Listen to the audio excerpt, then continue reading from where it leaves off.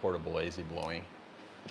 But we have this heat wave going on and it's just unbearable in my office if I don't have the AC running at full blast at all times. So hope you can hear me okay. Shouldn't, is this on? Yeah, I think so, right? What's going on? So today's first live, unfortunately I missed it this morning because, well, I guess it's an excuse, but I woke up at 3:30 in the morning and then had a hard time falling back asleep. And then when I did, it was just, I don't know, maybe 6 a.m. and then woke up at 7:50. So then I had to go to the gym and I didn't have enough time to start my live, which I was planning on doing at 7 in the morning anyhow. So here I am, it's 5 o'clock here, Friday afternoon. I still have this live to record. And then after that, I still have to drive over to my property. And I actually would have done this live from there over 5G, but I've had such bad luck with my wireless, my like mobile connection that I don't know if it's gonna work. So, you know, anyhow, so I'm gonna do this over Wi-Fi. And in the meantime, figure out the YouTube application and the 5G speeds and whatnot. But I also updated the application yesterday, so maybe that has something to do with that. So hopefully they were able to fix some bugs. Yeah, and also knock on wood, hopefully it's not going to start raining.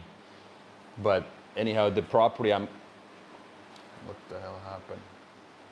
Let me go and see. I'm just going to show you on my AC started making some weird noise. Oh no, it started raining. The weird noise is rain. So, yeah, AC is good. It's started raining. Yeah, we're supposed to get thunder. I'm not sure if I can then mow my lawn today after all. But anyhow, so like I said, I was planning on doing a live this morning and talk about what's signal, what's noise for today, because that's what I always do in the morning. I try to look at my today's agenda, what I want to achieve long term, and then set the day right, set the tone right, and ask myself what's relevant and what's not. And then everything else that's not relevant is noise and it's bullshit, and I just ignore that. I'm practicing this myself because I used to be a yes man and trying to leave all doors open and have an insurance policy and a backup plan and whatnot, but nowadays I just do it differently. So quick tour, I'm back in my office. Here's my so-called studio. It's not a studio, but this is my whiteboard where I record my videos. I don't know if you saw my last one. I think I released one yesterday. Yeah, yesterday was Thursday. I'm gonna record a new one tomorrow. I'm gonna, if it doesn't rain, I have this nice waterfront property that I'm actually in the process of flipping. So I talk a lot about forced appreciation. So if you're in real estate, you understand that you pay wholesale price and you understand the value of repairs exceeds the cost of repairs if you know what you're doing. And then market appreciation, meaning market moving higher, is another way to make money. So with this property that I'm going to talk about briefly now, and like I said, that's supposed to be the location where I record my next long YouTube video. There I don't do any repairs, but you can force the appreciation in other ways too. Like in this case, I bought a property. It's in prime location. It's perfect. It's primarily for, it's like a vacation home area. But some people have been able to turn their property into like year-round usage, you know, like the lot itself, the piece of land that you buy. Cities putting some restrictions on what kind of properties can be there. And the neighbor has already been able to get his approved as far as being able to use that for year-round, like it's a year-round property. And then that's the application I submitted to. It's kind of like a special permit with the city. And it was approved, but then the same neighbor, ironically, the guy who had his approved, complained about mine application. And then it went to a like this long-ass appeals process. And I just called the jurisdiction today and asked them when they are expecting it to be handled there, and it should be within the next 2 or 3 months. So I'm hoping that I'm going to be able to get that approved officially. So it's kind of like a legal stamp on it, has a legal stamp on it. And then, you know, what happens is that I have I can build more, or whoever buys the lot from me hopefully can build more and a brand new property there. You can tear down a couple of existing dwellings, and that's another way of how you can force the appreciation. You know what I mean? It's just like, you know, the buildable square footage on that lot increases, the value of the lot increases, and then you can just flip it, so to say. You don't always have to buy a property, rehab it, and flip it that way. You can do the same thing with land or buildable square footage, or you know, the building rights, like in this case, is the driving force for the appreciation. So that's what I'm in the process of doing with that one. And I was thinking of going there tomorrow instead of being here in front of my whiteboard and record the video at the, I don't know, doorstep of the property or somewhere overlooking the water. I don't know yet. Let's see if it turns out okay and if the weather allows that. So that's my plan. And the video tomorrow is about 7 lessons I've learned over the last 20 plus years as an investor, and then I'm going to talk about those. And I think it's going to add value, hopefully. Hopefully people agree with me. And then if you're in the business of doing real estate, if that's your game, I'm hoping you get something out of these. Or if you just want to talk about life, other business, personal development, I'm here. These lives are more like an ability for me to just rant and talk about anything because I enjoy this stuff. So kind of off topic more than anything. And if you ever want to catch up with me, I offer that free strategy one-on-one session with everybody. I'm not selling anything. I'm just here to help. Of course, eventually I try to sell, but you know, if you just want to take advantage of that 30 to 60 minutes, you know, don't feel bad about it. Do it, because some of us actually are trying to help. Hey Maxler, how's it going, buddy?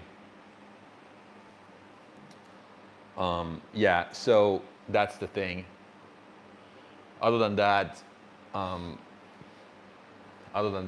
weekend is going to be pretty busy. It's Friday night here now. I think my day today is going to end around 9 or 10 after this live, which I might run until, let's say, 6 p.m. here local time, so another almost hour. Then after that, I have to go and take care of the property, mow the lawn. Yeah, usually I don't do it myself, but I don't have anybody doing it right now. So I just have to take care of it so that I can record tomorrow, and I don't have time in the morning. So tomorrow's agenda is just to get that that video recorded, and that's my signal for that one day. Everything else is noise.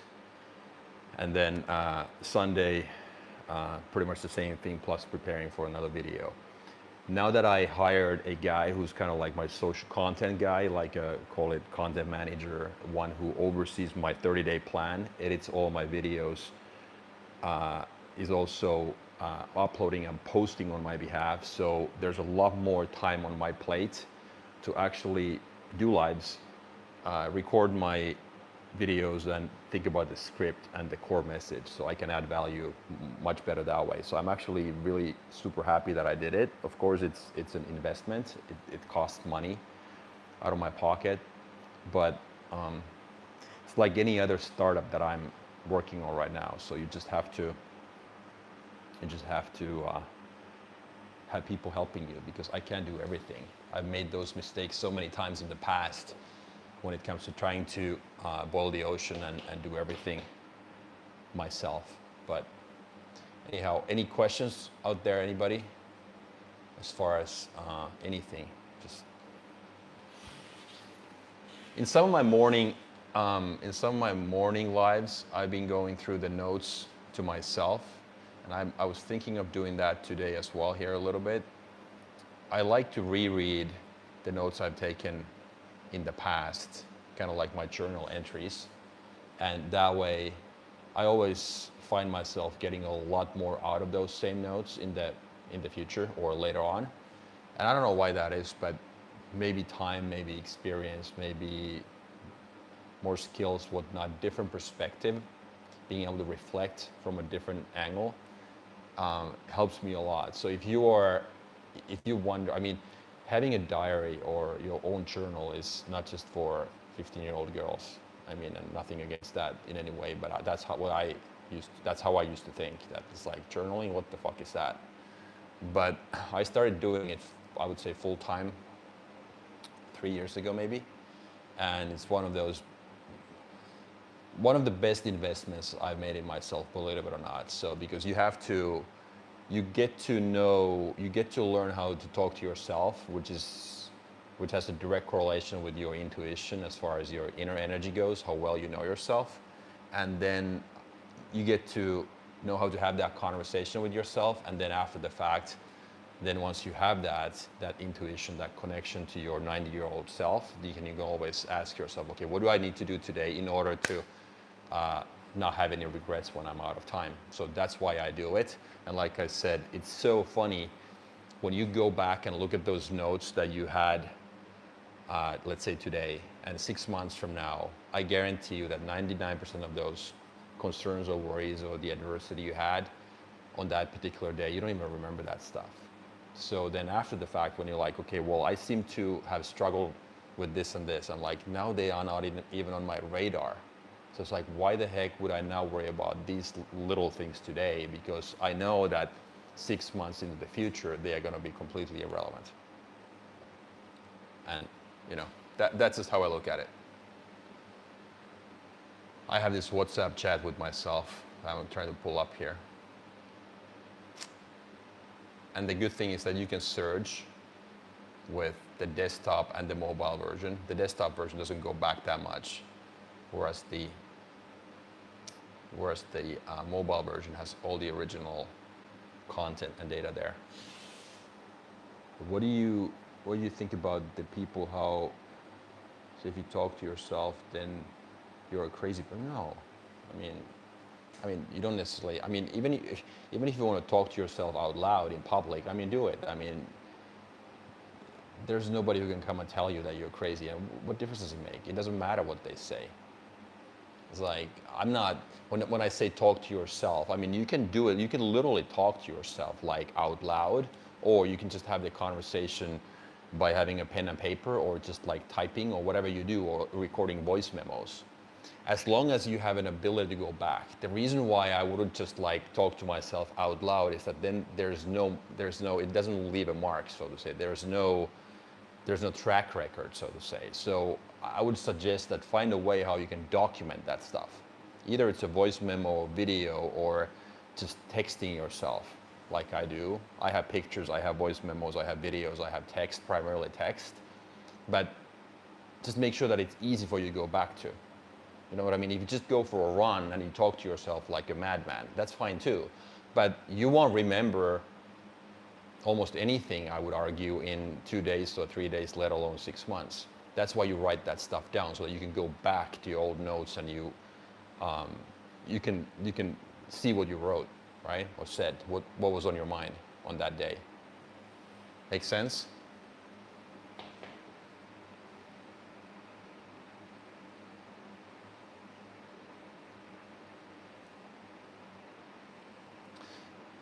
Okay, so one of the things that if I look at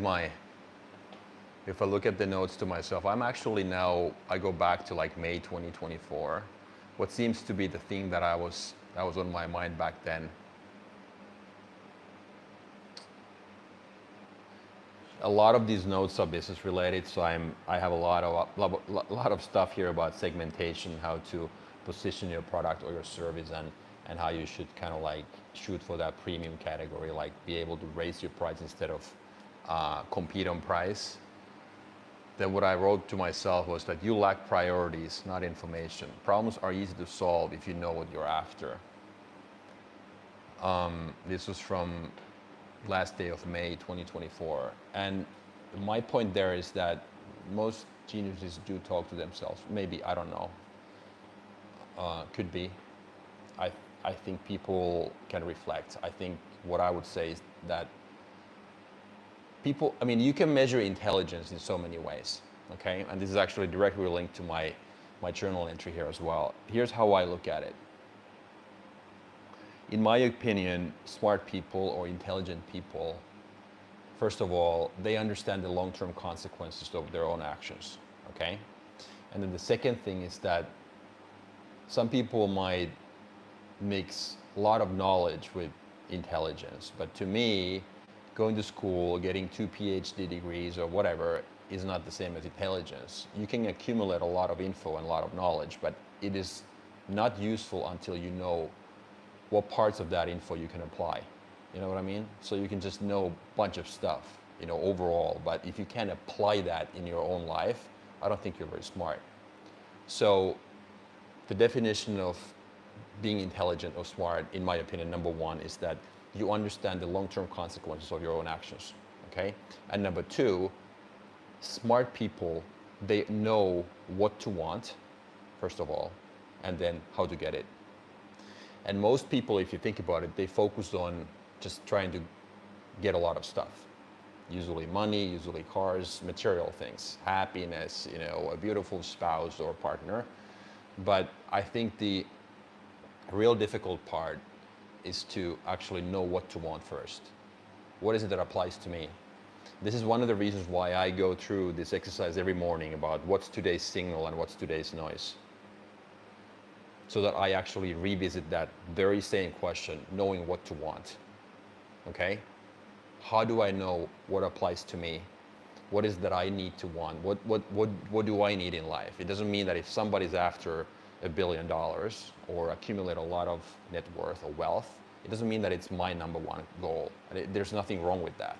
I might be okay with a $50,000 annual salary as long as I live within my means, right? So I think being comfortable with your targets, with your goals, being different than everybody else's is part of that. Smart people predict the future.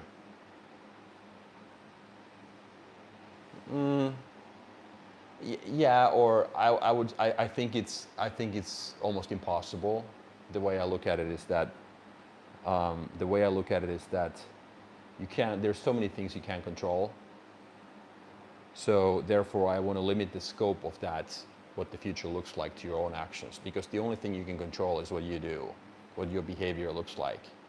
If you, let's say, if you are able to connect the dots and recognize patterns and see around the corner in terms of understanding that, okay, if I do this, this potentially or most likely will lead to that. It's the same as understanding the consequences of your own actions. So that way you can kind of predict the future or see the future of yourself, of your actions. What I tell my own kids is that, look, if they ask for my advice, I tell them based on my experience that, okay, I think it's going to go this or that way. And then I also tell them that, look, you can do whatever you want. If you don't want to follow my advice, don't. You don't have to. You can do whatever the fuck you want. But don't come back to me then telling me that, okay, this happened, when I kind of painted the picture for you and I also asked you to think about it yourself. So that, no, don't just look at today and that tiny little piece of the puzzle. Always try to connect the dots and recognize patterns, because that's the same as understanding the long-term consequences of your own actions. As an example, if I drive my car and I drive like a maniac, I'm speeding constantly. Then when I get caught one day and lose my license, can I be mad? Can I be just like cursing and cussing and like just, you know, throwing things at the wall? No, because I need to understand that if I play with fire, at some point, I will most likely burn my fingers, right? Yeah, exactly. It's like connecting the dots, correct. That's it. It's the big picture. You recognize the patterns. You understand what's most likely going to happen. And you can, I think, the hard thing is that, okay, let's say there are some really bad things going on in the world, like a bunch of wars and people killing each other and whatnot. It's really, really hard to predict that stuff, how that's going to play out, because there are so many different variables. And I think one of the biggest reasons or sources of overwhelm and anxiety in people's lives is that they try to kind of like analyze that and see, okay, what's Trump going to do? What Putin's going to do in Russia? Or what's Israel going to do and whatnot? And there's no way for them to know. And then even if they knew, kind of, how would that help them going forward? Would you start stockpiling toilet paper in your basement, or buy a lot of canned foods and bottled water? Maybe, maybe not. Maybe you're overreacting. I've come into a conclusion that I'm better off just focusing on my own actions and activities and just making sure that I try to get better every day and just, you know, enjoy the ride. kind of prediction though, even if it's not, yeah, it's not 100%. Yeah, and it's fine. I mean, some people get comfort out of that they try to predict the future. I do that all the time, by the way. I connect the dots, and I'm not sure if it's always such a good idea in my case. But I think smart people, what is smart? What is an intelligent person? I think an intelligent person is there's three things that come to my mind, or really two. So it's like you understand the consequences of your own actions, and then you know what to want. Then you know how to get it. So there's kind of three things. But it's hard to know what to want, because once you're crystal clear on what applies to you, it's actually a lot easier to get that thing. But most of us just don't have a clue, because we are being pressured by the society and the friends and the family who are kind of giving us clues and whispering in our ear about what they think. They try to convince us to live our life their way. And that's why it confuses us. So that's how I look at it. I have my water bottle with me because I was planning on going and mow the lawn. Like I said, it's a big ass yard, and it's gonna get hot, so I need water. I need to hydrate myself. I don't like this stuff. I mean, this handyman stuff. I usually never do it. Why? Because I just try to focus on the things that move my ball forward the most, and that's not one of those things. But sometimes I just have to do it, because if I go and record my video there, the yard needs to look clean and neat and tidy and manicured. Logic or gut feeling? Oh, you mean that's a... Yeah, I don't know. You probably heard me talk about this. So you can make decisions in two ways, using logic or your gut or your intuition. And I think most decisions in life fall under the logic category. But the big ones, the really, really big ones, are intuition or gut related. Those are the three. So like, where do I live? Who do I hang out with? And what do I do for a living? Those three. There's no math. There is no Excel spreadsheet. You can't go and ask anybody else, even though we attempted. You see how many people go and talk to their friends and ask whether I should date that person. Maybe is always no. If you're like, maybe, I don't know, maybe I need to go and ask my best friend. No, that already means no, you don't know. So your intuition will tell you if that's right or wrong. But those three are intuition or gut related decisions. Everything else in my mind falls under the category of logic. So if you have the right metrics in place, you can plug them in an Excel spreadsheet. It's kind of like math. And then you're like, okay, that makes sense. Or if you run a business, you can always go and ask your customers, what do they think? What's the right thing to do? Get feedback. How can I improve my service? How can I make the quality better? What's important to you and what's not important to you? Why though? Why gut feeling is right most of the time? It's a good question. I just, in my opinion, well, if I look at myself, my gut has always been right. My intuition has always been right. And I think we have this built-in ability to know for those big decisions. And I don't think there's really more than those three, but those are huge. Because if you think about it, who you hang out with, your life partner selection, there isn't a single decision that's more important than that. Where you live, meaning change your circumstances, change your behavior, pick the right place, and then what do you do for a living? Those are huge. Those are huge. But to your question, why is gut feeling or intuition always right? I don't know. It's a good question. I think, like I said, I think we have this built-in ability in our DNA, in our genes, I don't know, to have that gut is always right. It's a hunch. It's a whatever you want to call it. I think the reason why people say that it doesn't work in my case, or it doesn't work for me, is that they don't know how to listen to their intuition. They don't know themselves well enough yet. If I go back and I think about my intuition, I've always been the type of person who's had a strong intuition, but it was a lot weaker when I was 20, 25, or 30 compared to now, but I still had it. I'll give you an example. When I was 19, I moved to the US for the first time. I moved to Florida. I had never been to the country. I'd won my green card in the lottery back then, right? I just fresh out of the military here in Finland, where I'm now. And I was like, a good friend of mine, this is a funny story. So a good friend of mine, he lives in LA nowadays. he was a huge fan of the United States, and he was like, he had his own supplement store in the city. So we used to train together. So we were good buddies, best buddies. And I didn't know, but a year before he had participated in the green card lottery.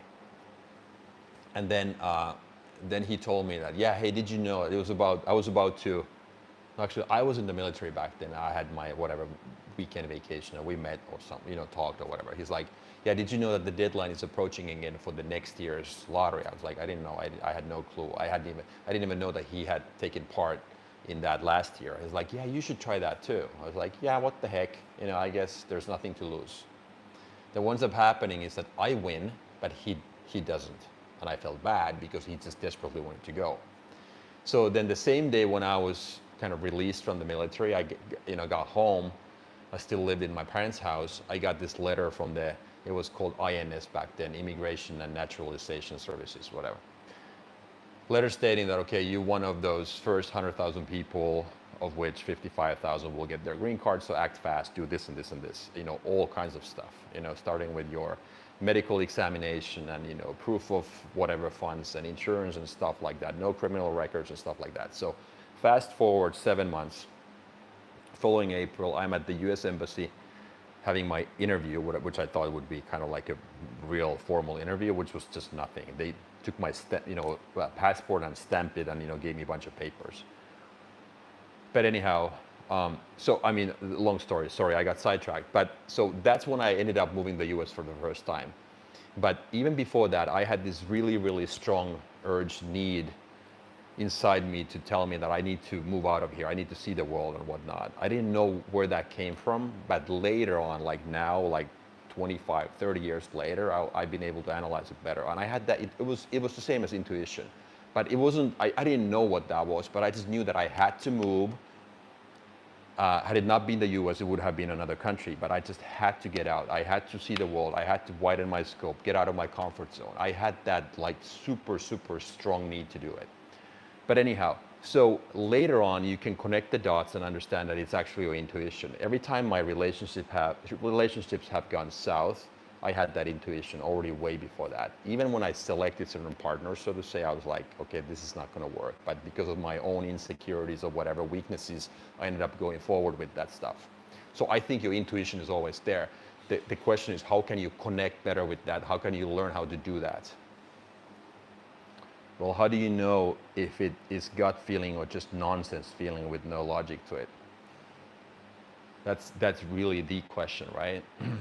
Okay, so here's how I do it personally. So here's how I double check and validate if my intuition is right.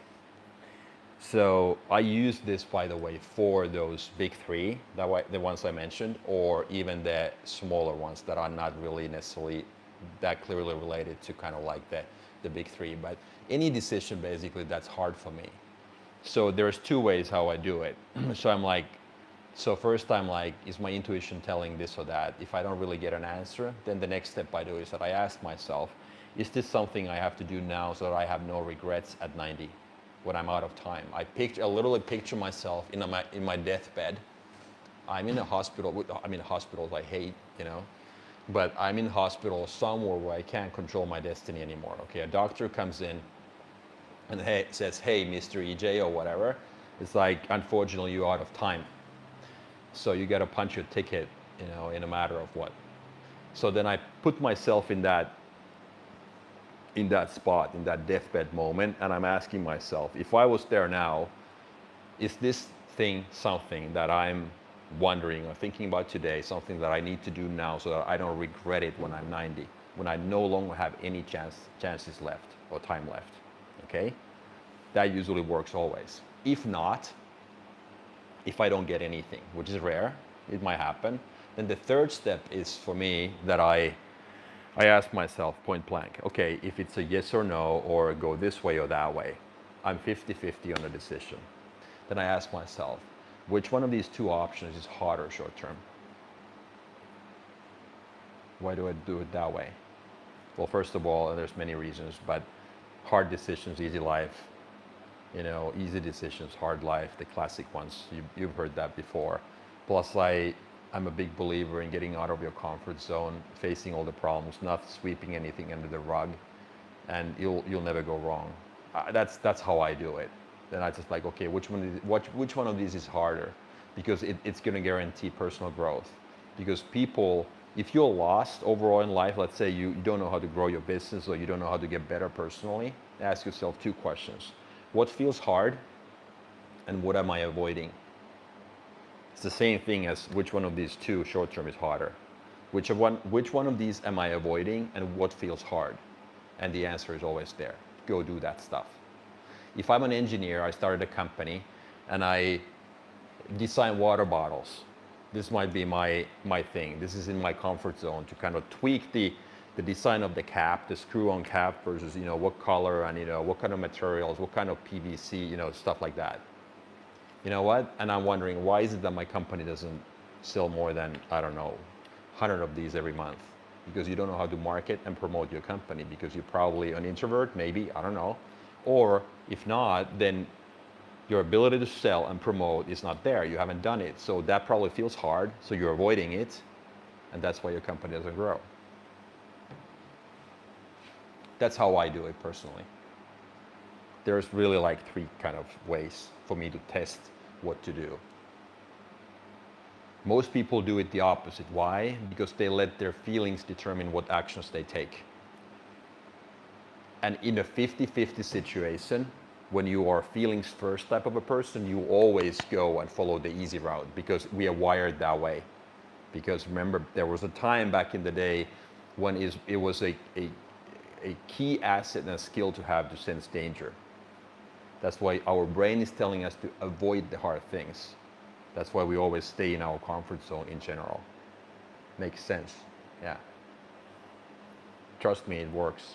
This is not, of course it's my opinion, but this is not subjective in that sense. This is very objective. There's studies behind this. There's just like several people talk about the same stuff. I tell my own kids always that, okay, I just had a conversation with my son.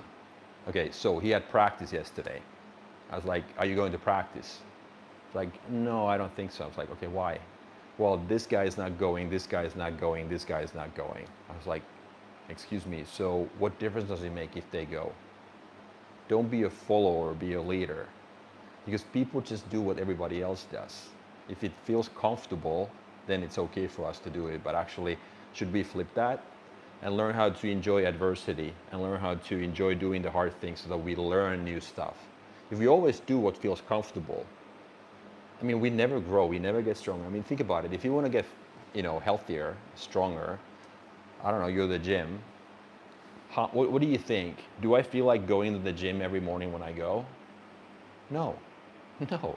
It's the classic example of actions before feelings. So if you trust your feelings, meaning you ask yourself, how do I feel today?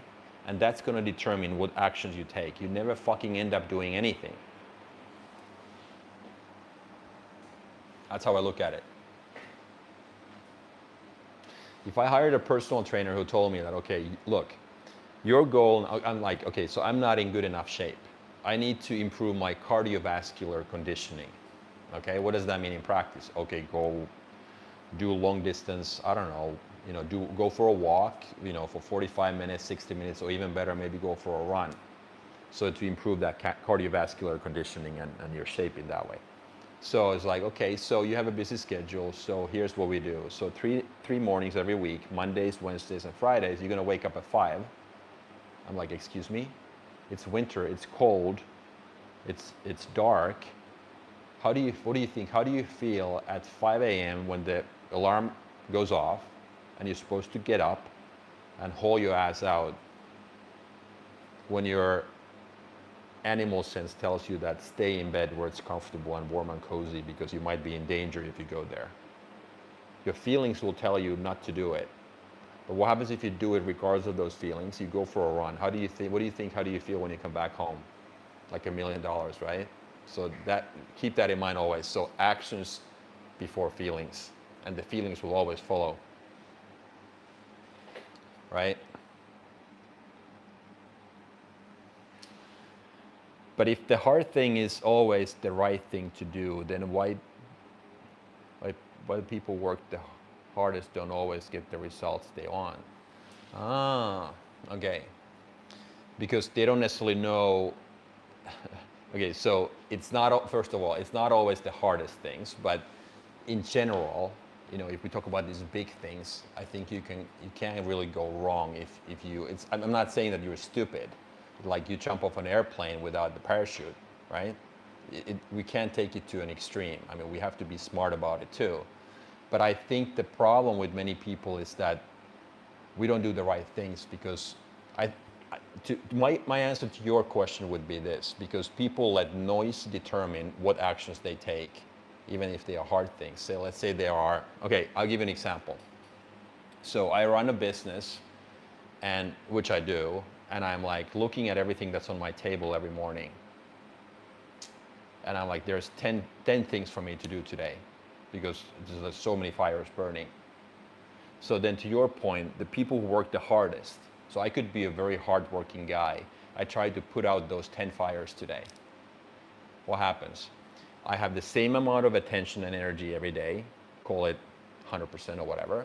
If I divide that 100% into all of those 10 different buckets, everyone gets 10%.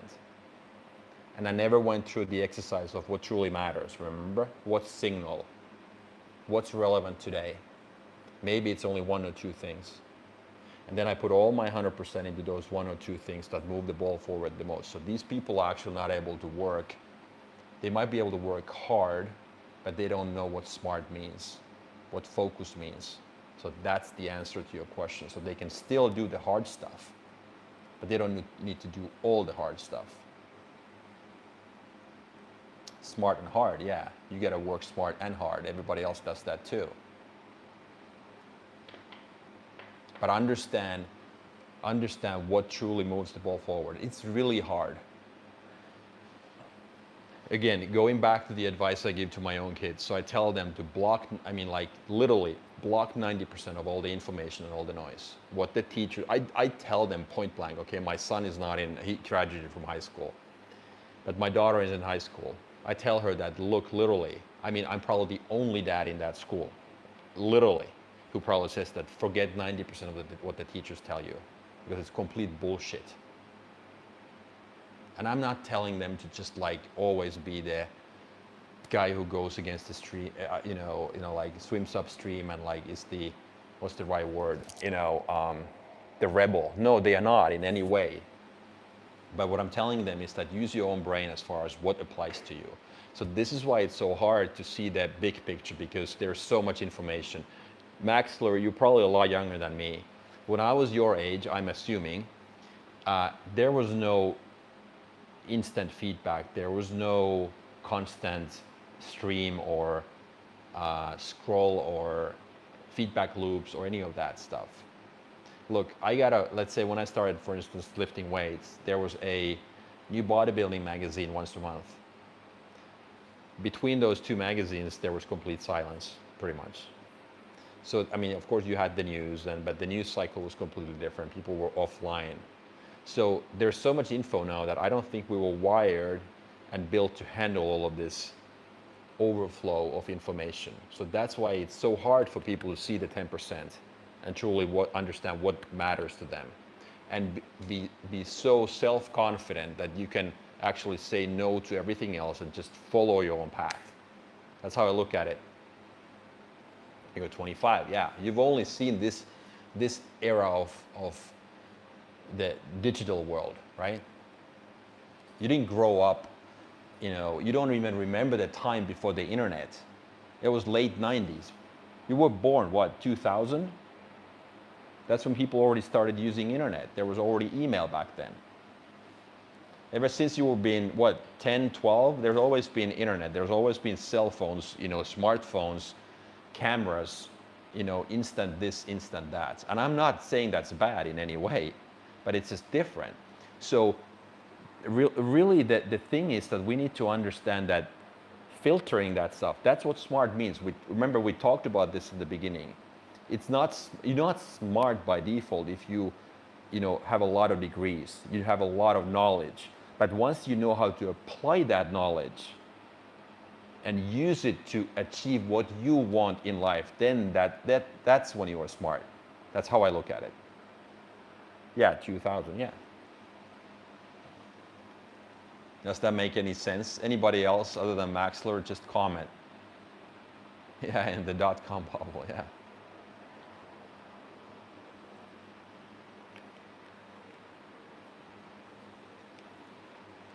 But of course, just curious. Talk to your parents. See, and check how much they disagree with my thoughts.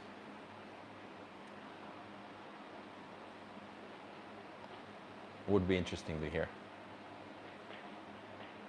And that's okay. They have the right to do that, obviously. Again, use the same thing with my message. Filter probably 90% and see if it applies in your life or to you.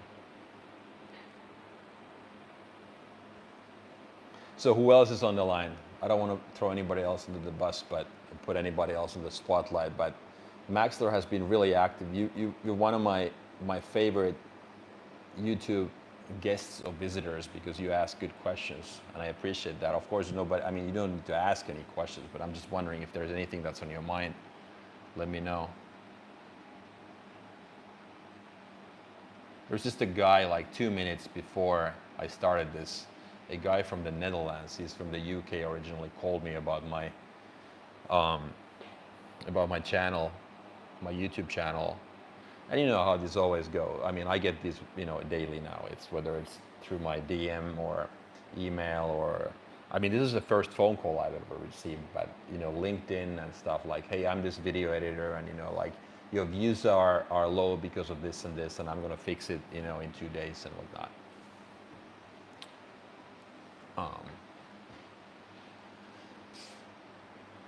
I'm a consistent guy.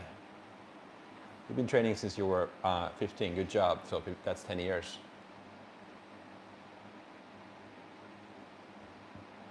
Well done. Where do you live? In the US?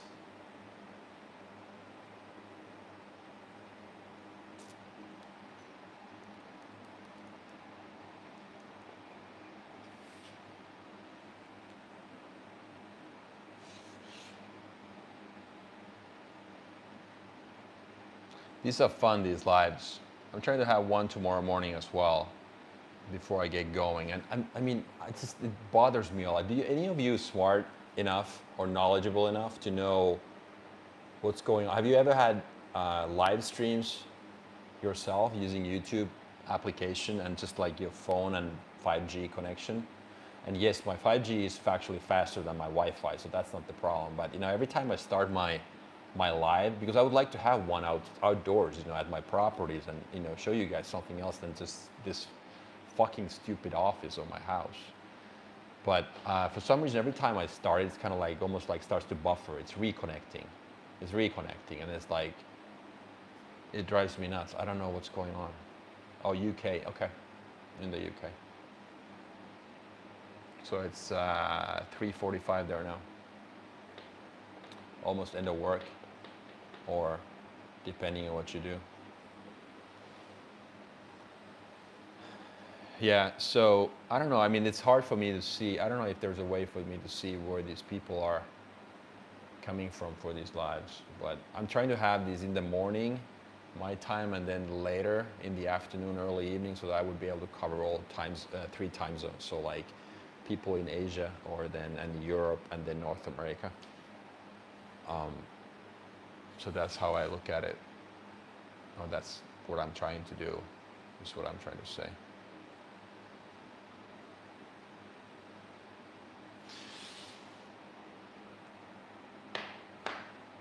What else? So yeah, let's go back to my notes. I wanted to see what I wrote to myself. I lost this already. Jeez. So if I go to, I don't know if this is useful, if any of you are curious, but I just want to do it for myself too. Here we go. Goal is to get better, not bigger. Better leads to growth. Bigger leads to bloat. Higher income is a byproduct of better. Goal is to get twice as good, not twice the size. That's how I look at that a lot. And then the older you get, maybe this is an age thing, but I try to simplify my life quite a bit in many aspects. I downsized As far as my house, I sold my house. Bought a condo. I don't need that much space. My kids are getting older. I'm also trying to simplify my property ownerships a little bit. I'm selling a few units so that I could pay off a couple of loans and improve my cash flow that way. And I find myself, when I moved, I had a lot of stuff. I found it to be very, what's the right word? I'm searching for the right word. It's really, was a really calming experience to be able to get rid of a lot of stuff. I literally threw away like 50 to 60 of these gigantic trash bags full of all kinds of shit. And then I had a big garage. I stored some of those items, and I would claim that probably half of that is just junk. I need to get rid of them at some point, but now they are sitting in this storage space. But I found it to be a very peaceful exercise, you know what I mean, to go through that stuff and just like not hold on to material things. And I think we just like this might sound like an old man's talk, but believe me, I've always been a visual guy. I like nice stuff and whatnot. But I also think at the same time that you don't need to have 20 different dress shirts. You know, maybe you could just have 6 or 7 good ones. You know what I mean? It's like, whatever you buy good stuff, but don't be obsessed. Don't be addicted to that material thing. Don't ever expect that the new shirt or the new house or the car is going to make you happy, because in 6 weeks you're going to just feel the same. You go back to that normal mode of happiness and whatnot. So that's why I still drive the same car from 4 years ago, maybe. I haven't bought anything new. I used to be a car guy. I had 4 cars when I lived in California, believe it or not. I had 2 Porsche 911s, 2, not just one. I had 2. I had a 2-car garage. So I parked my 2 Porsches inside, and then I had a kind of like a company car, that's a VW GTI, and then my wife back then, now my ex-wife, had an SUV. So, and I brought when we moved back to Europe, I took all of those 4 cars with me. And there's a winter here. I was like, what the fuck am I going to do with these 2 sports cars? Then they were sitting in a different storage space, and then I felt bad because of the winter. I wanted to take good care of them. So I felt like every 2 months I had to, start them, drive them a little bit, warm up the engine so that they would not just sit there, take care of the battery, and like maintenance costs. And it's like crazy. So I went from 4 cars to 1 car. I didn't look back. I'm actually happier, less headache.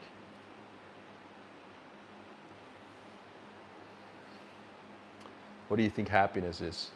It's a great question.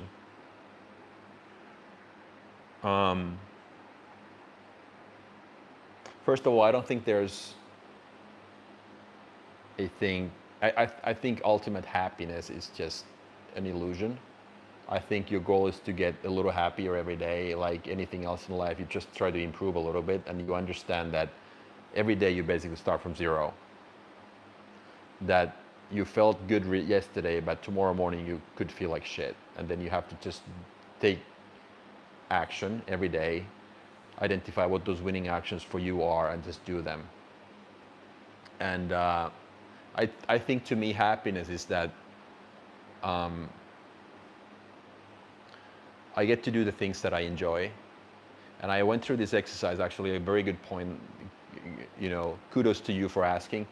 So actually, this is something that I talk to my clients too. So I ask them often that, tell me about a day over the last week or 2 when you felt happy. And just describe that day to me. And then write down what were the things that you did during that day. And to me, I can tell you what my happy day looks like. I'll answer that in a second. I think ultimate happiness doesn't exist. I think you create that yourself. It's a mindset first and foremost. We adapt to almost anything.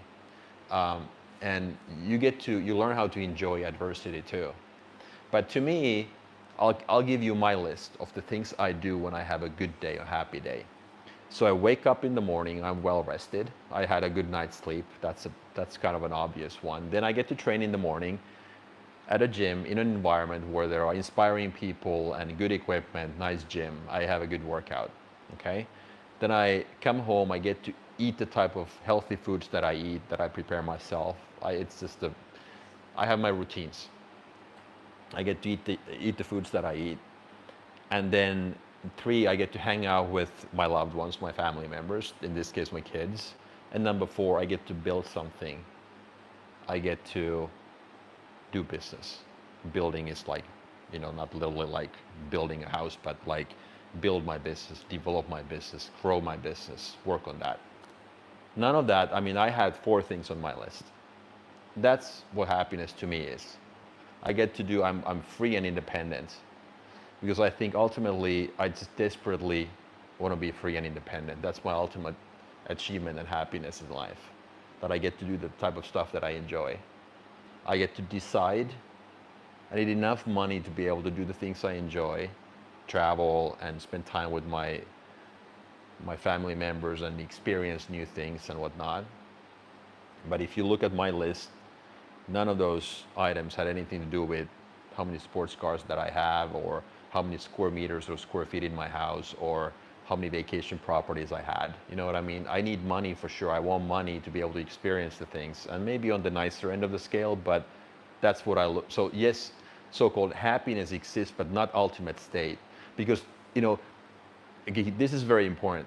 So if you think that happiness is an end goal, okay?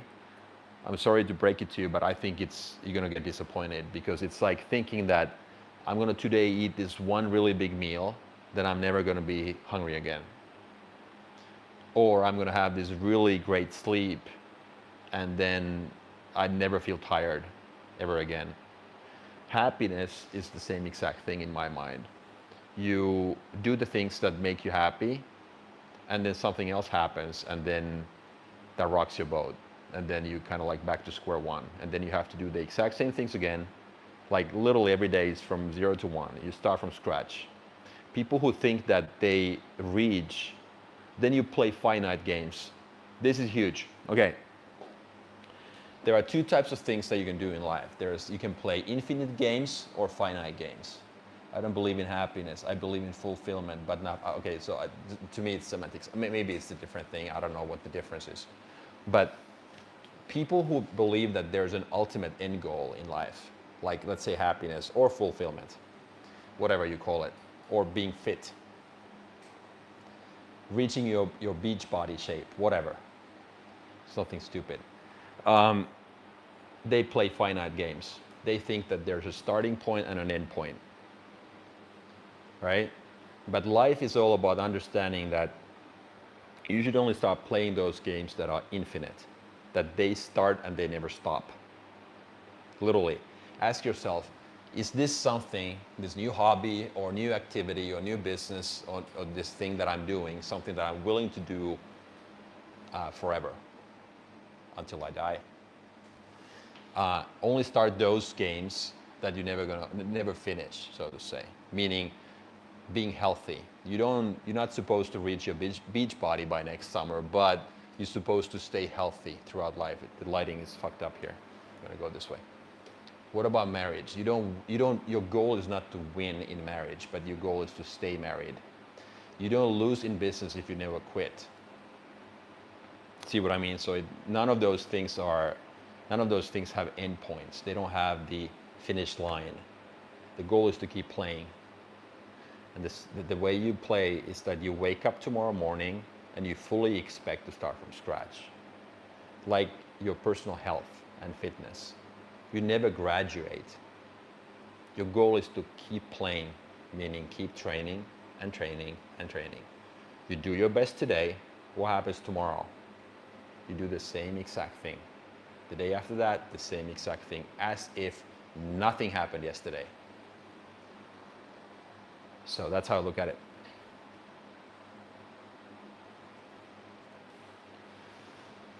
That's how I look at it.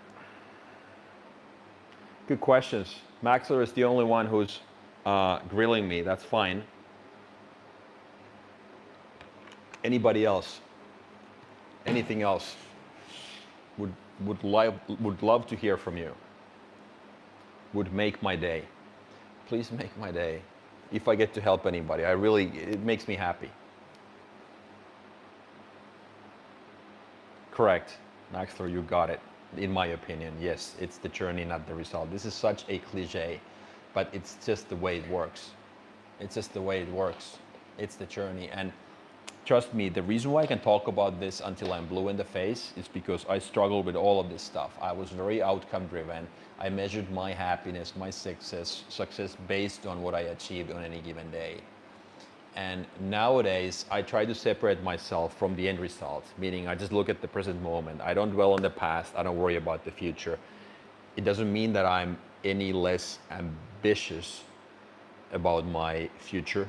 Actually, quite the opposite. But I took the pressure off of the end result. And I know that I always get what I deserve in the long enough time horizon. If I keep doing the right things, if I just keep grinding and I'm like 0 to 1, back to 0, 0 to 1, back to 0, every day is like, resetting and starting all over, doing the right things, then, if I'm not happy with my results today or in 6 months, then I just have to zoom out. Okay, fine, maybe I'm not good enough. Then I just have to get better, and in 5 or 10 years, I always get what I deserve. It's hard as fuck. It's really hard. It's really hard. One of the hardest things. I mean, understanding this, accepting the reality. I just talked to a female friend of mine, and this has nothing to do with sex. This is just, or gender. It's not a female or male thing, but just, I don't know why I even mentioned, forget. But I talked to a friend of mine, and I told her that, look, I think you're in the business of understanding that every day you start from scratch, and then you empty your tank, and tomorrow you do the exact same thing as if nothing happened, like nothing happened yesterday. She's like, oh my God, that feels terrible. And she's smart, and she's like very, very, what's the right word? Self-aware, very logical, understands things, and I respect her a lot. But to her, it was a shock what I said. And I'm not saying I'm right, but I'm right when it comes to my life, that I know. Use if useful. Apply if this is applicable. Don't if you don't think it's good. It's the way it works.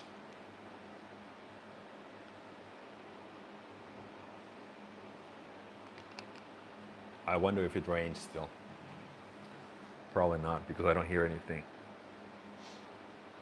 We haven't had that much rain. Over the last 3 or 4 weeks, very little. Super hot weather. So who else is there? We had a pretty decent turnout today, right?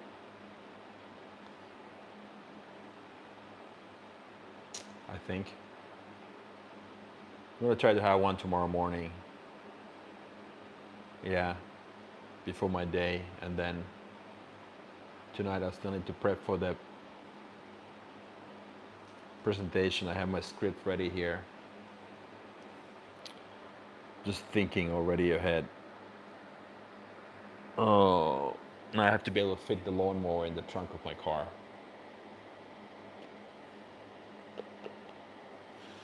Interesting. Oh my God. It's gonna be a long night. What else is going on with you guys, wherever you are? So weekend plans or anything? My weekend is I'm gonna work and train, like every day, any day, and hang out with my kids if they want to hang out, which they probably don't, but.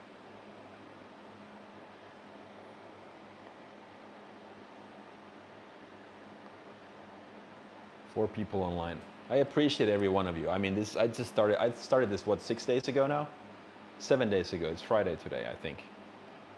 Yeah, it's been super fun. I plan on doing this. This helps me.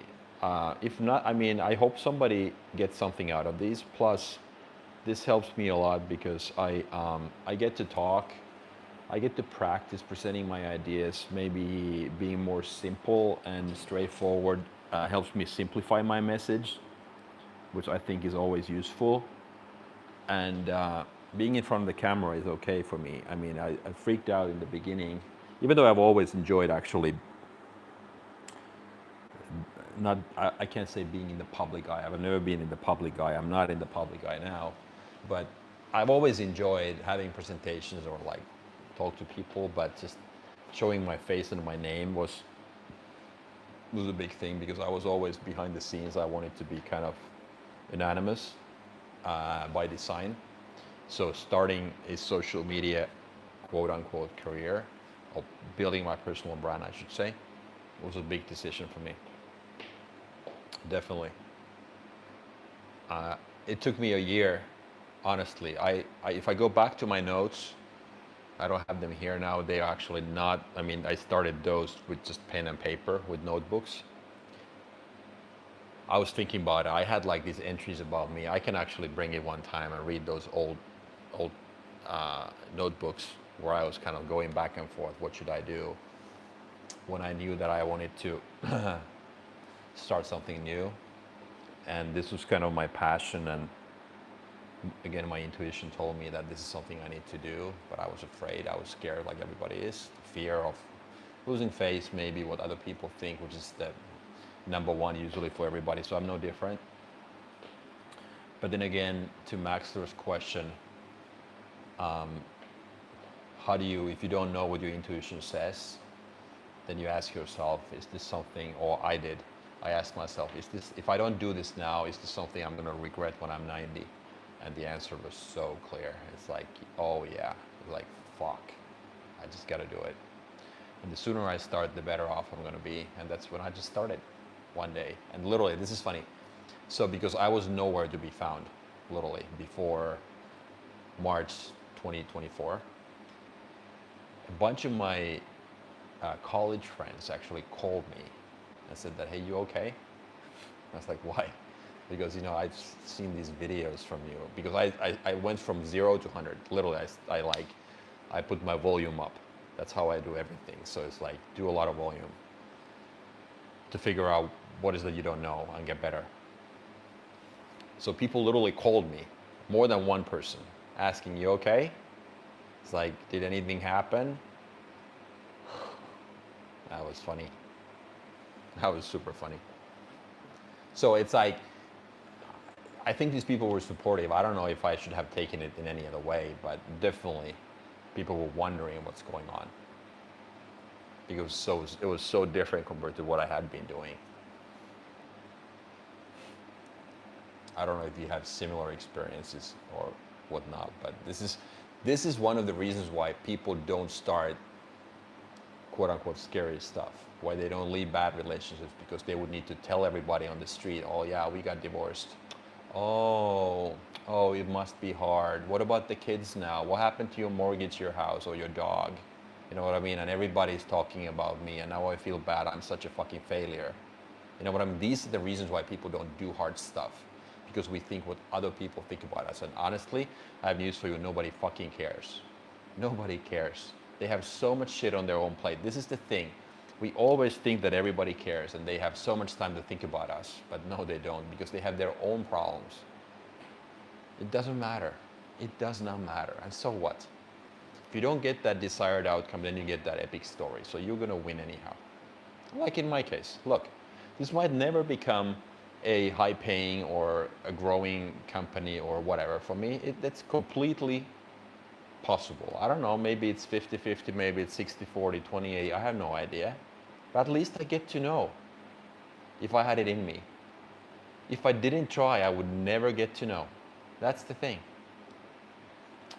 Next question. How do you train yourself so that what you think, what you want actually turn into action, almost like your mind and body are moving as one? It's a great question. Okay, so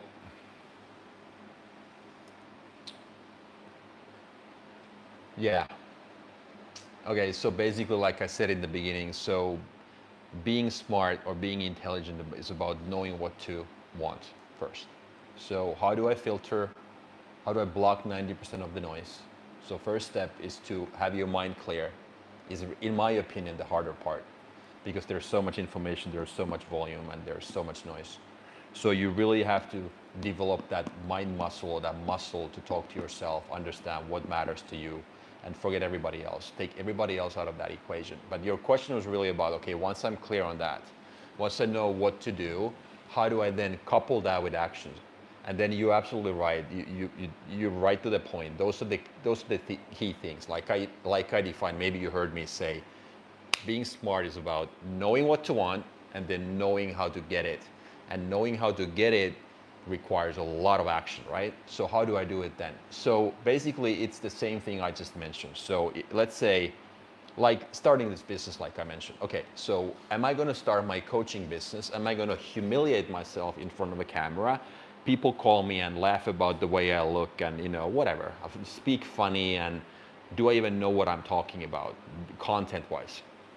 Okay, so once I'm clear on what is it that I want, so I'm like dead set on doing this, then how do I motivate myself to take action? It's basically the same way. I just go back to that deathbed moment and I'm like, okay, fuck. If I'm out of time, if somebody told me tomorrow that you don't have time anymore, is this something that I would regret, meaning not taking action? And then I know that I just have to. And then there's the fear element, which is really the one that stops people from doing it. I'm like, and this took me forever to read a lot of material, watch videos, listen to podcasts and whatnot, until I fully realized that it's like, so this is the thing. So disconnect yourself from the outcome. Don't measure your success on what those short-term results are. Just measure your success based on whether you emptied your tank on any given day or not. Did you give it, did you do your all? Just like measure your today's, like, okay, so what's my today's capacity? Maybe it's only 80% of my maximum. Then ask yourself at the end of the day, was I able to deliver based on that 80% capacity? That's all you can expect. And it goes back to that same thing. Am I going to regret this at the end of the day if I don't do it? Then I just understand that fear is one of those things that if I let fear control me, I cannot live with myself at the end of the day. So this is the way I ultimately motivate myself to do anything. It's like, I'm not gonna, I have zero regrets up to this point. I'm 48 now, okay? I have two goals for the rest of my life. So number one, no regrets. That I take action no matter what. I face my fears, I start companies, I move to different countries, I do everything that my intuition tells me that I have to do, so that I have no regrets at the end of the day. And how do I make sure that I just start doing it the same way? I cannot live with the outcome of having regret. The first 48 years, I have zero regrets. I have made plenty of mistakes, but it's a different story. So my goal for the rest of my time, I hope I have many years, is just to make sure that I have no regrets then either. And then the second thing is I get to test how good I am. And if you think about those two, no regrets and get to test how good I am, there is no fear that you can let control that. Once I am crystal clear on what those goals are, knowing what to want, again, it starts with that, then it's like, yeah, you have that battle every day. Is fear gonna interfere? Is that gonna, do I have enough courage? Am I good enough? But it's like, if your motivation, if your why is strong enough, fear is not gonna come and interfere. That's how I look at it. I don't think it will. If you let it, then your why is not big enough, because you're gonna do those things no matter what it takes. Did I answer your question? This is what works for me. But you gotta have a big enough why. Okay, how do I find motivation? Would be your next question, maybe, or would be my next question. I think if you think about people who have an exceptionally strong why, I'm generalizing big time now, but that's how I look at it. I think you can put that big why into two different buckets. It's deep insecurity and curiosity. And I'm not going to argue how healthy deep insecurity is, but there's not a single person on this planet who can tell me that deep insecurity is not big fuel. Doesn't give you that big fire. If I look at myself, I've been training for 32 years now. I haven't missed a single workout, of course. I've missed, but then I've been sick or injured or whatever. But other than that, deep insecurity is what drives me forward. When I started, I'm 191, I'm 6'3", I'm tall, I was skinny by default, I was weak by default, I have no genes for this. I'm not gifted in any fucking way. I'm telling you this. Naturally, I would without training, I would naturally weigh 65 to 70 kilos, right? And I would not be comfortable in my own skin. I'm the first person to admit that. So that would be my so-called without training shape. So in 32 years, I've been able to add maybe 30 kilos to that. So 1 kilo per year. That's my track record. I don't know. That doesn't sound like a lot, but then when you stack that up, it's like over 30 years you have something. So now I'm like, give or take 100 kilos, 225. So deep insecurity is what moves me forward. And I can move the goalpost all the time because I can picture myself being, a lot skinnier, a lot weaker, a lot smaller, whatever. And deep insecurity moves me forward. I can forever motivate myself because I know what the other alternative is. I can move the goalpost. I compare myself to better people. Okay? Not necessarily very healthy. I'm healthy and healthy. It's like you can argue if deep insecurity is good, but I don't really care where the motivation comes from. That's one. Curiosity is another one. So now if you listen to me what I said about how I want to test how good I am, curiosity now is what drives me forward in most of my other areas in life, like business and whatnot. So I really want to test my capabilities. I would regret it a lot if I didn't put it all out there and see what I'm made out of.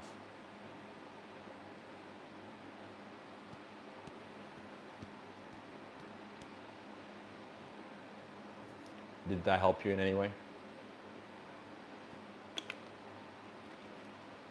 Hopefully.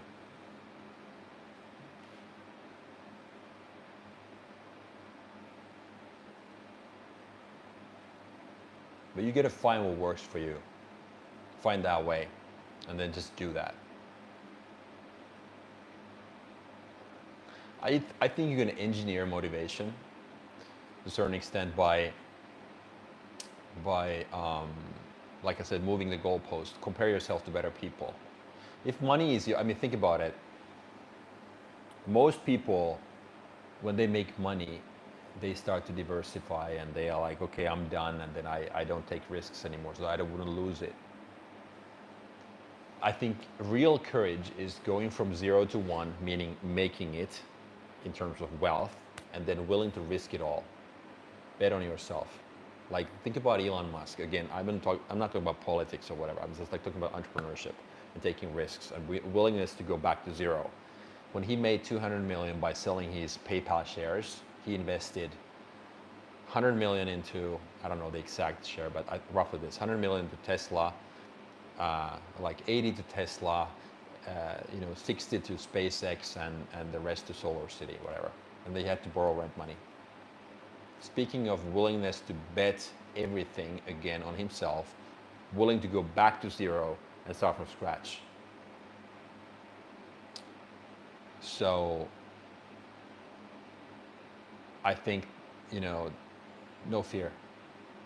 Absolutely no fear. Doesn't care one bit what other people say if he lost it all. And none of them were safe bets. All extremely risky. So think about it. So just like willing to put all your money. Most people, after making 200 million, what would they do? They would diversify. Buy some government bonds and gold and real estate and stocks and mutual funds and be like, okay, well, I'm going to easily make 5 to 7% a year on dividends. And it's like, after taxes, let's say you net whatever, depending where you live, easily 120, 130 million out of that 200. Let's say you invest 100 million. What's 5%? Think about that, 5 to 7%. So your capital gains, your dividends would be 5 to 7 million a year, passive income without doing anything, literally anything. Could you imagine living off of 5 to 7 million a year? Probably, without touching the principal ever. So most people would do that. He didn't. And I'm not saying that he's a superhuman in any way. I'm not saying I'm the biggest fan of Elon in any way. I'm not actually not. I just respect what he's doing in that regard. And I understand what he's been able to accomplish. Personality-wise, I have no comment. Do you think being delusional can push you in your lowest points?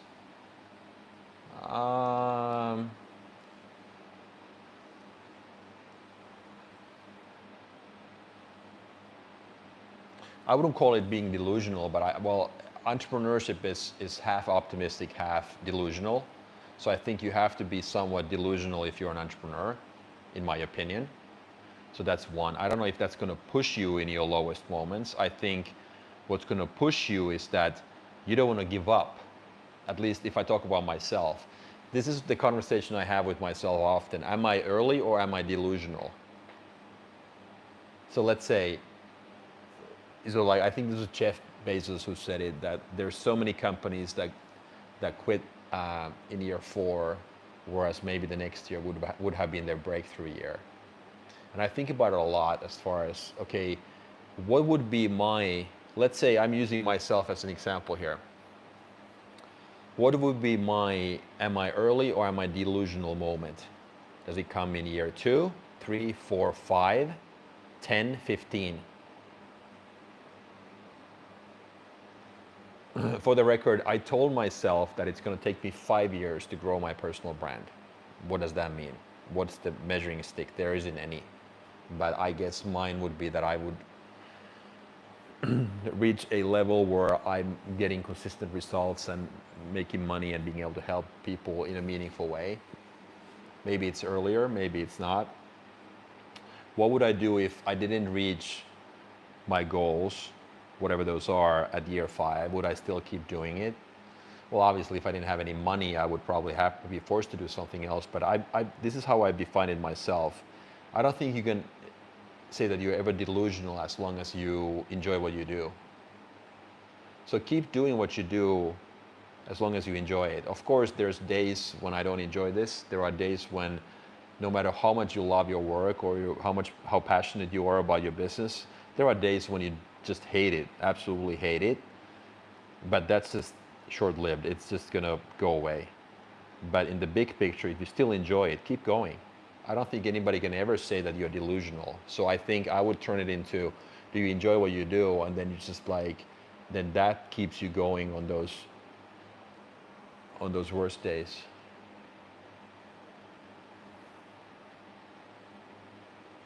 That's how I think about it. That's how I think about it. Anything else, guys, on your mind? If go ahead. I can still be here for a little bit, but then after that I have to go and mow that lawn. If it's not raining.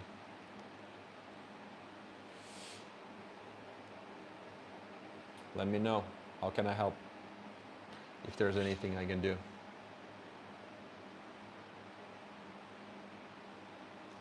there's anything I can do.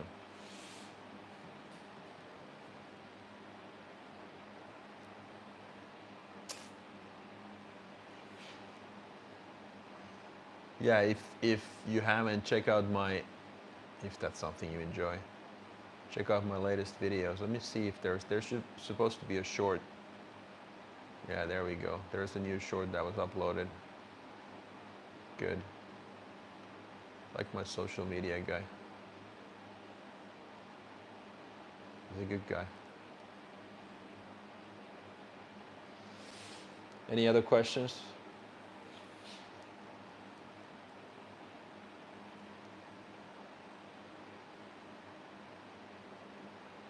Perfect. Perfect.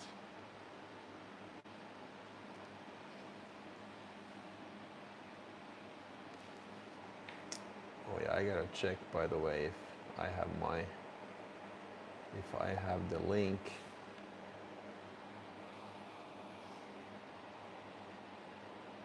Content strategy and plan.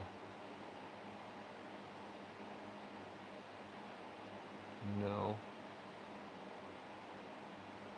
Google Drive is somewhat confusing. I don't know if I'm just dumb. I don't know how to use this. Where the hell did they go?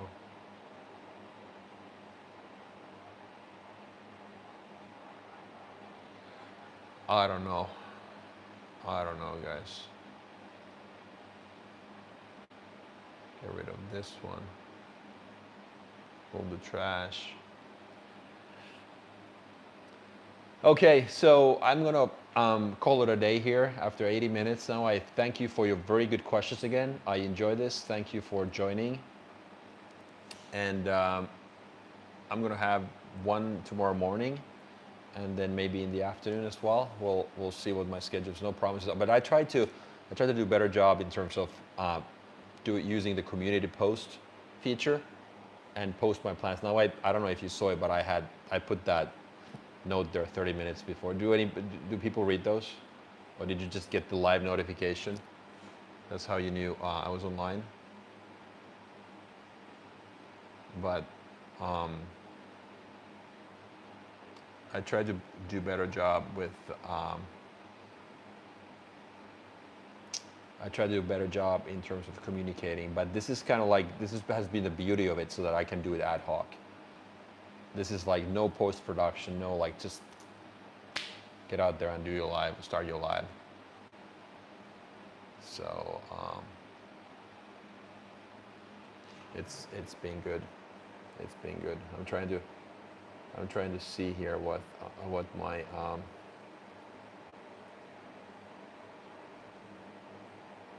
I'm just trying to see where my shorts are, because my guy is gonna put my shorts somewhere for me to see, so that I can then post them on those platforms where he doesn't put them. So anyhow, so there's a few more people here. If you have anything, otherwise you have 10 seconds to post your question if you have anything for me.